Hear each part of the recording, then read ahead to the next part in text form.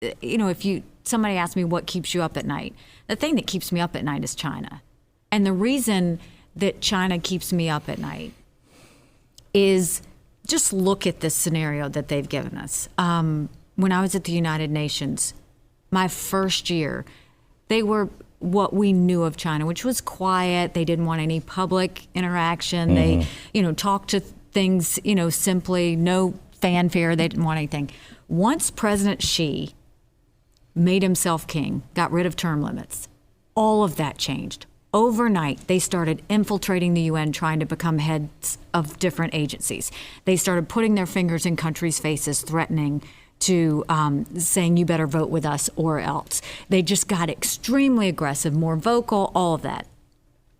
They are now building up their military. They have the largest naval fleet in the world. They have more air defense systems. They're modernizing their military. We're not. They continue to steal intellectual property. President Trump was right to call them out on that. It's only as good as if we follow up on it. The human rights abuses, this isn't just another human rights abuse. This is very telling. Here you have 1 million Muslim Uyghurs in concentration camps, making them change their name, change their religion, forcing them to drink, which is against their religion, sexual abuse, physical abuse. We said that we would never again turn our eyes away from genocide.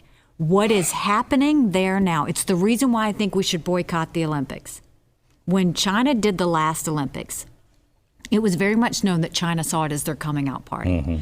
When this Beijing Olympics happens, they are planning that this is going to be them showing the world that they are the new superpower of the world. And you mark my words, after that Olympics, if everything goes smooth, they're going to take Taiwan. And when they take Taiwan, it's over. It's over. So what does that mean? What does that mean? It's over. Because they already tried it with Hong Kong to see if anybody was going to do anything. And we didn't really do anything. If they take Taiwan, then it's not about their region anymore. Then they're going to just go start taking other places. Then you're going to start seeing them eat up other countries. Even though they can't lay claim to them, they will. And that's the danger of it. Then you go a step further. They have, invested in all of these little properties. These are frivolous infrastructure projects that they're doing. They do it in these little countries waiting for such a time as this, when COVID hits, run up the debt, and then they say, you can't pay it back.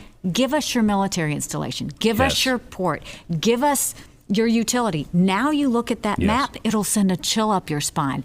But the one that I think is the worst, President Xi started a commission years ago that he personally chairs that says any company that does business in China has to cooperate with the Chinese military. Now, think about our tech companies. Think about the health data, think about our personal data, think about our families, and think that the Chinese military has that. This played out in real time during COVID. When 2 American companies, 3M and Honeywell, producing PPE, China would not let them send it to us or any other country. Instead, they bought it wholesale and said, we will only give it to countries who agree to do business with Huawei, our 5G network.